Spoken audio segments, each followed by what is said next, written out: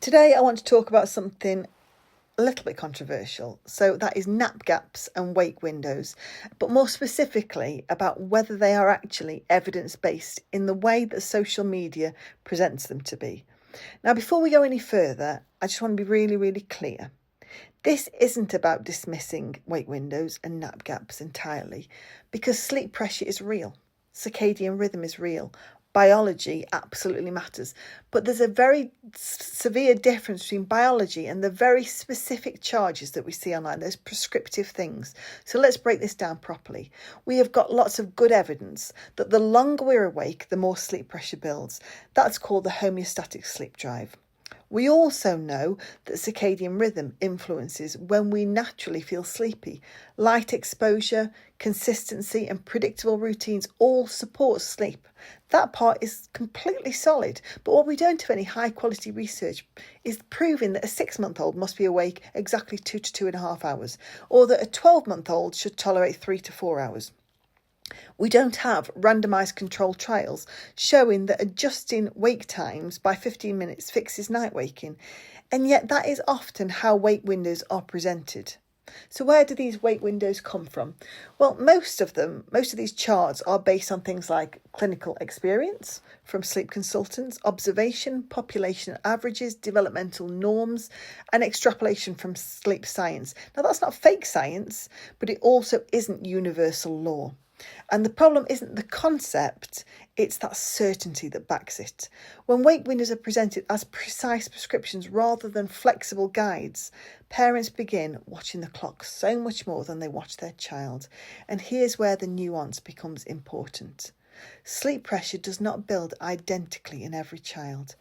Temperament influences regulation.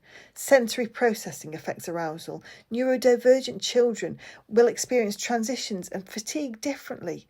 Emotional load from the day changes how easily a child can settle. And 2 children of exactly the same age can have completely different sleep needs and both be absolutely normal. Some children cope completely fine, being slightly overtired. Some crash hard if bedtime is pushed 10 minutes too far. Some genuinely need more sleep than the charts suggest, and some genuinely need a lot less. And when we oversimplify sleep into a stopwatch formula, we remove the individuality. And when the formula doesn't work, well, parents blame themselves. Instead of asking, did I get that wake window right? A more helpful question might be, what does my child's nervous system need right now? Is this about sleep pressure, or is this about regulation? Is this about timing, or is this about temperament?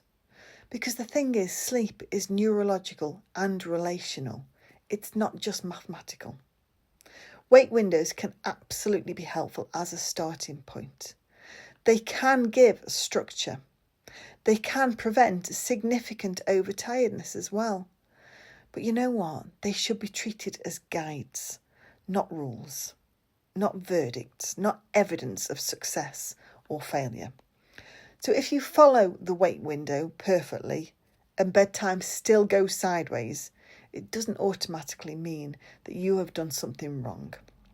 It might just mean your child isn't average. And to be honest, no child is. Sleep science is still evolving. What we know with confidence is that variability is normal.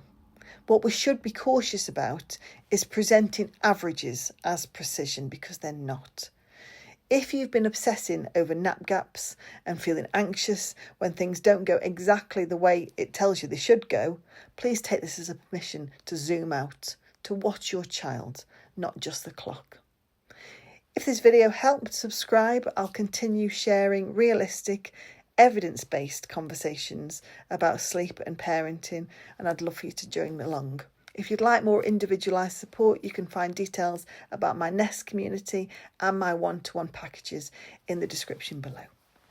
You don't have to do this on your own. I'm here.